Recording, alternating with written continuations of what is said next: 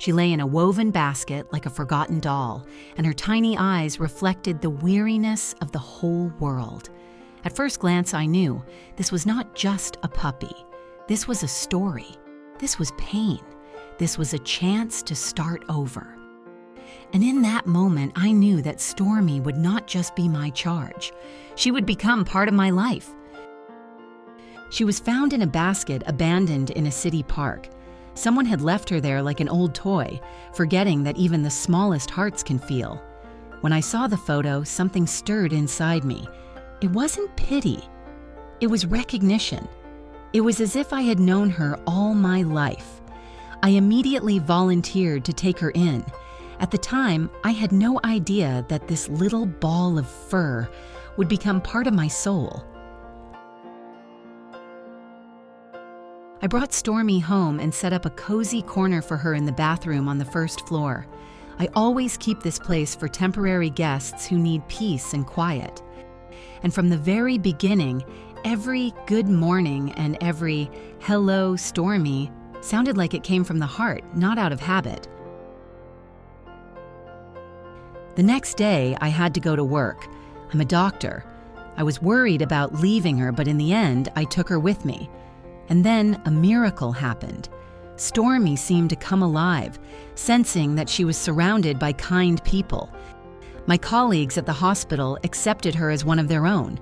She became our shared dog, a tiny, fluffy ray of light in the midst of everyday life. Patients smiled when they saw her.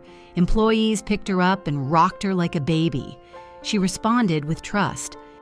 And then, on the third day, what we had all been waiting for with bated breath happened. Stormi wagged her tail. That movement said it all: gratitude, joy, awakening.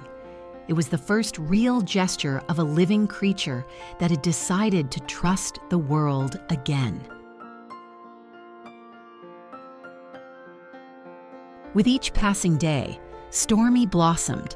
My Rottweiler, Ella, mature and well-balanced, accepted the little one as her own. Sometimes I caught Stormi crawling up to Elle and grabbing her cheek, coaxing her to play. Ella, too kind to refuse, would get up even when she wanted to sleep. This friendship made Stormi bolder and more confident. Next to Elle, she learned to be a dog. At some point, I realized that I couldn't let her go. This dog was no longer a temporary pet. She was my family, and I signed the official adoption papers. We threw a real party in her honor at the hospital. My colleagues brought balloons, treats, and toys. Stormi ran through the corridors, holding a balloon in her mouth, as if she knew that all this was for her. And she did know. She understood that now she had a home. Every day she became stronger, bigger, and happier. She was no longer that trembling little ball of fur in the basket. She was Stormi, real, alive, joyful. She loves to explore, run around the yard, fetch toys, and of course greet me at the door as soon as I come home from work. I often think, how could such a tiny soul bring so much warmth into my life? But that's how it is.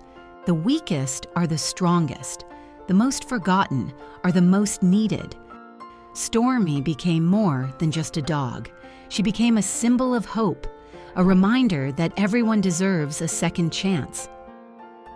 If you like Stormi's story, like it, write comments, and subscribe to the channel to see more touching stories.